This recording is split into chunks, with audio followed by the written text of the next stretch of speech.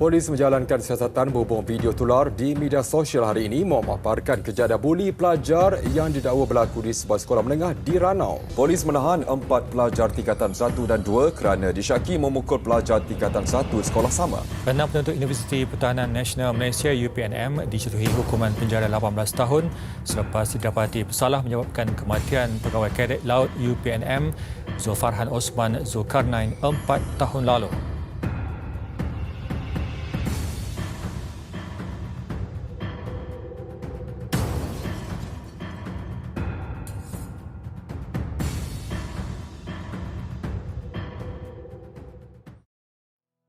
Assalamualaikum warahmatullahi wabarakatuh. Nama saya Luqman Hakim bin Muhammad Syafi'i dan nombor matriks 2023389737 akan membentangkan pernyataan masalah berkenaan dengan kes buli dalam kalangan pelajar.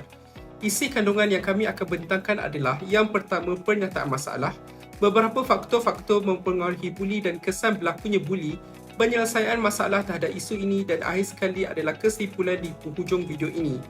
Gejala buli merupakan satu fenomena yang berlaku di seluruh dunia tanpa mengira jantina, usia, pangkat, bangsa, budaya atau agama. Walau bagaimanapun, permasalahan buli di sekolah menjadi perhatian dan sering dibincangkan kerana isu ini dilaporkan kerap terjadi di premis tersebut. Secara definisinya, buli merupakan perbuatan negatif yang dikenakan oleh seseorang yang lebih kuat atau berkuasa terhadap seseorang yang lebih lemah atau kurang berkuasa secara berulang kali. Buli juga mungkin dilakukan oleh seorang pembuli iaitu secara individu atau beberapa pembuli yang juga dikenali sebagai buli kolektif terhadap seorang mangsa atau sekumpulan mangsa.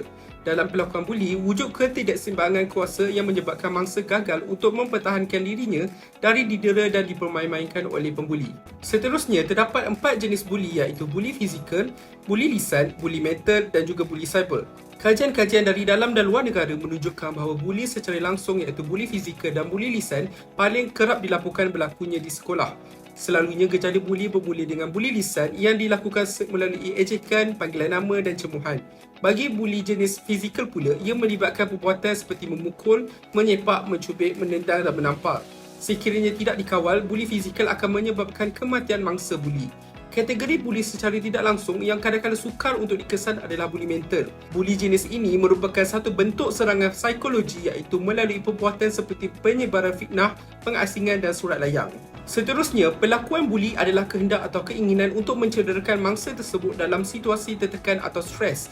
Ianya diarahkan kepada individu yang tidak berupaya untuk mempertahankan dirinya di dalam situasi sebenar. Buli juga merupakan salah satu bentuk penyalahgunaan dan buli boleh berlaku dalam bentuk langsung seperti ejekan, ugutan, tekan atau tindakan fizikal.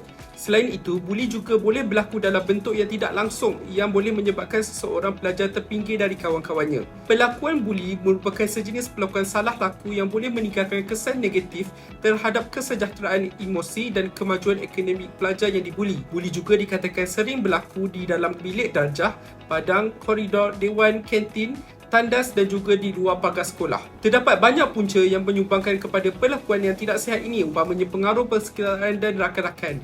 Langkah-langkah pencegahan turut diketengahkan yang dirasakan sesuai oleh pihak sekolah, ibu bapa dan masyarakat dalam membendung keadaan ini.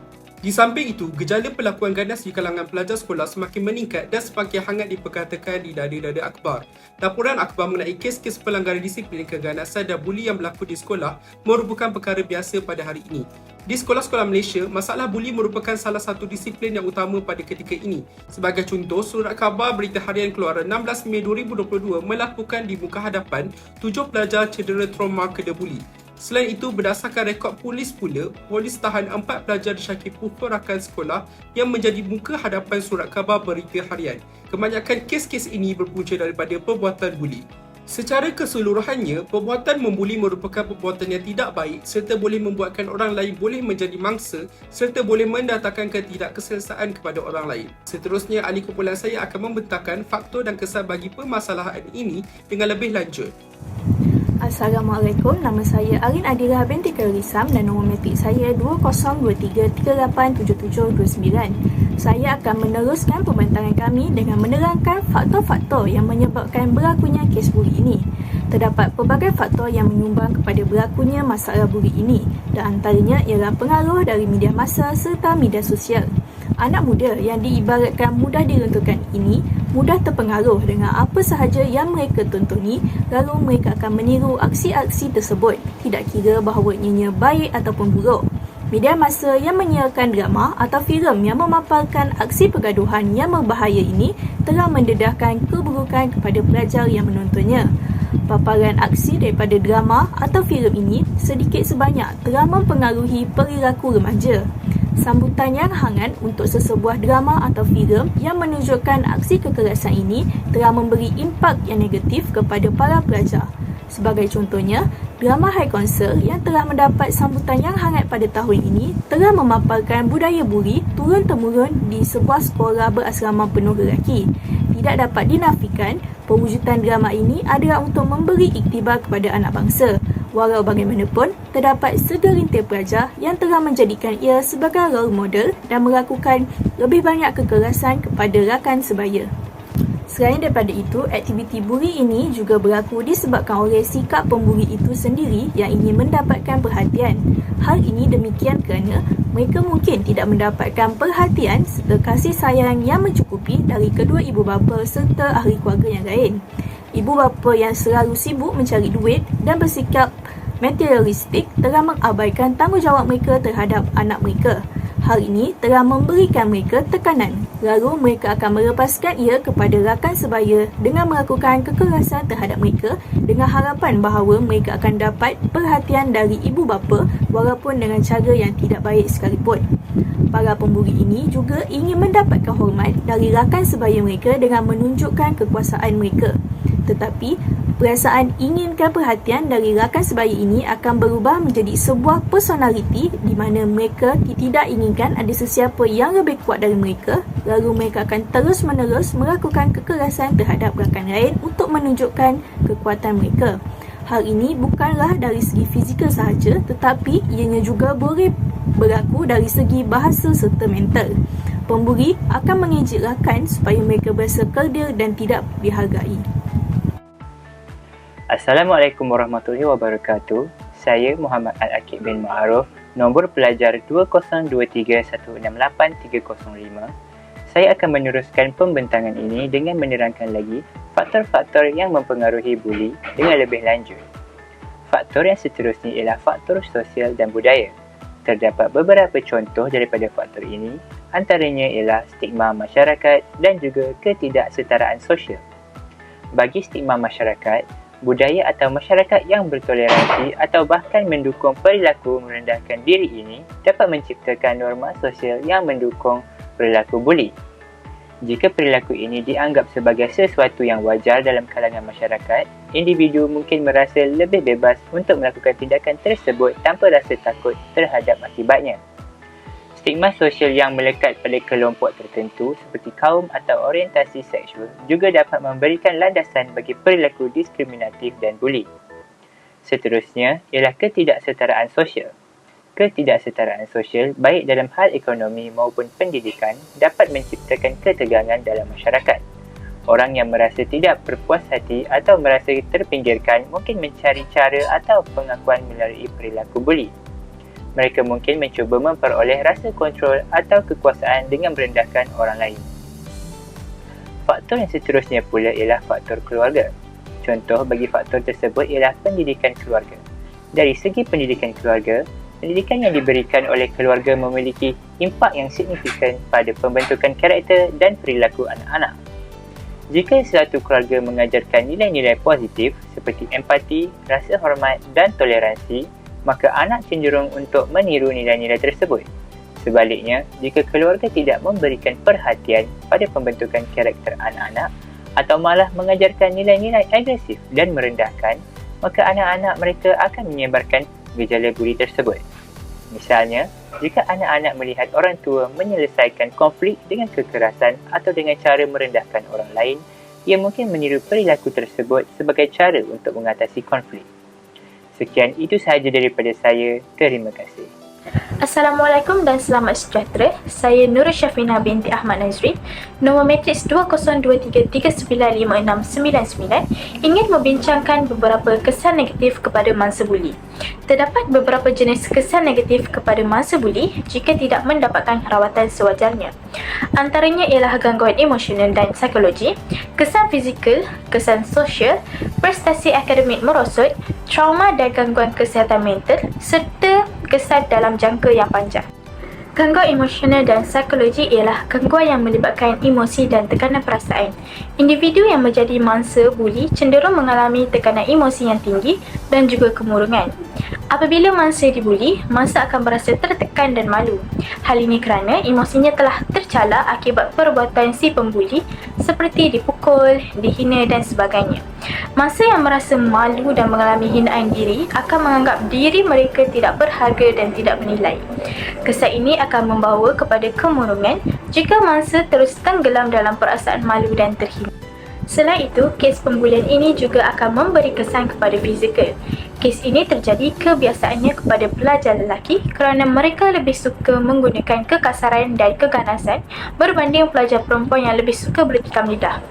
Buli yang melibatkan keganasan dan kekasaran akan menyebabkan kecederaan yang merangkumi luka kecil, lebam serta kecederaan serius yang memerlukan rawatan perubatan.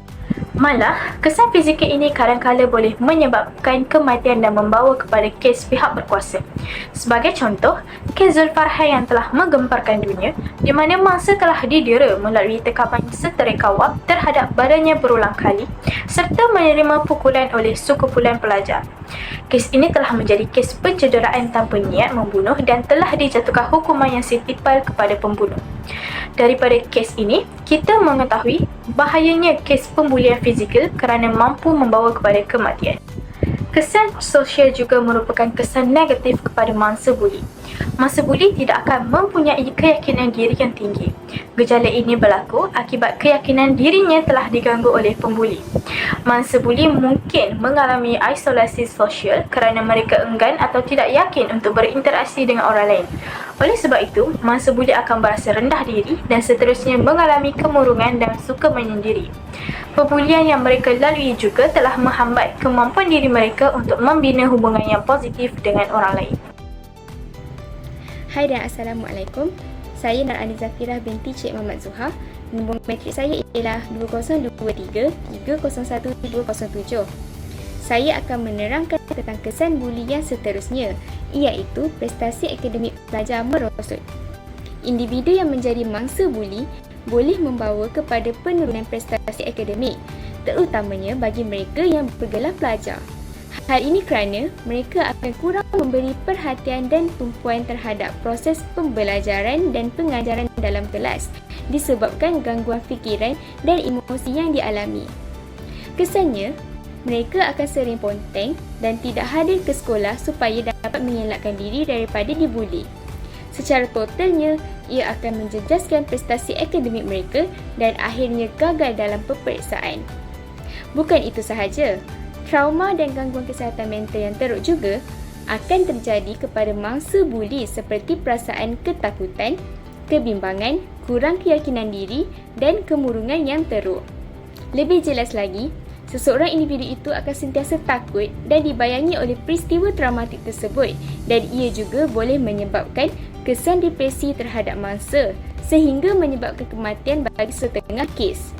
Perasaan seumpama itu malah boleh memberi kesan yang negatif terhadap kesihatan fizikal dan juga kemahiran sosial mereka jika tidak dibendung dengan cepat.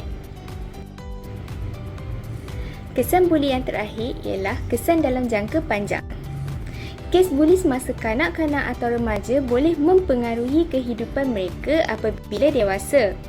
Hal ini kerana mangsa buli sukar untuk memadam dan melupakan memori tentang peristiwa tragik yang dialami mereka. Contohnya, mereka akan sentiasa takut untuk berhadapan dan berurusan dengan dunia luar. Sekiranya isu buli ini tidak dibendung dengan cepat, masalah kesihatan mental yang dialami mangsa akan berterusan sehingga menyebabkan nilai profesionalisme yang rendah dalam diri dan seterusnya akan menjejaskan prestasi kerja mereka apabila dewasa kelak. Hai, saya Nurul Fakih Azmi, nombor matrik 2023-305793. Setelah kita mendengarkan tentang punca-punca dan kesan-kesan buli dalam kalangan pelajar sekolah, seterusnya saya akan menerangkan tentang cara-cara untuk mengatasinya. Peranan ibu bapa amatlah penting dalam menangani isu buli dalam kalangan pelajar sekolah. Hal ini kerana ibu bapa merupakan insan yang paling rapat dengan anak-anak mereka dan ibu bapa jugalah yang paling banyak masa bersama anak mereka. Jadi, antara cara yang boleh dilaksanakan adalah dengan memberi didikan agama kepada anak-anak daripada mereka kecil agar lebih mudah untuk diteladani. Bak kata pepatah, melentur bulu biarlah dari rebungnya. Di rumah, ibu bapa mesti mengajar anak-anak mereka tentang agama dengan cara mengajak mereka berkumpul. Kemudian, sang ayah boleh menceritakan tentang ilmu-ilmu agama seperti kebaikan apa yang boleh dilakukan untuk mendapatkan pahala dan juga keburukan-keburukan yang perlu dielakkan supaya tidak mendatangkan kesan yang buruk. Jadi daripada situ, anak-anak dapat membezakan mana perkara yang baik, mana perkara yang salah, mana dosa, mana pahala. Kesannya, dengan ilmu di dada, kes buli dapat ditangani kerana mereka sudah tahu membezakan mana yang betul, mana yang salah. Di samping itu, ibu bapa juga perlu memberi lebih perhatian kepada anak-anak dengan sentiasa bertanya tentang rutin harian mereka di sekolah. Mungkin ibu bapa boleh bertanya, macam mana sekolah hari ini? Okey ke? Ada apa-apa nak cerita dengan mak? Okey, ini merupakan antara pertanyaan-pertanyaan yang boleh diutarakan supaya anak-anak lebih terbuka untuk bercerita dan tidak memendam rasa. Hasil daripada langkah ini, masalah buli di sekolah dapat diatasi kerana kurangnya tekanan dalam diri pelajar bila mana mereka mendapatkan perhatian yang lebih daripada ibu bapa mereka.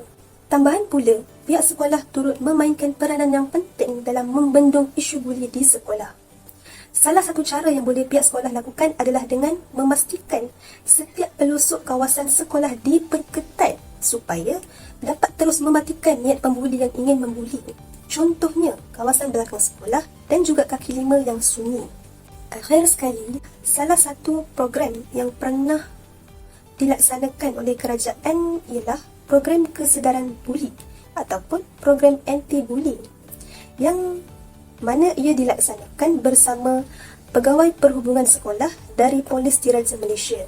Ini merupakan cara untuk banteras buli dalam jangka masa yang pendek.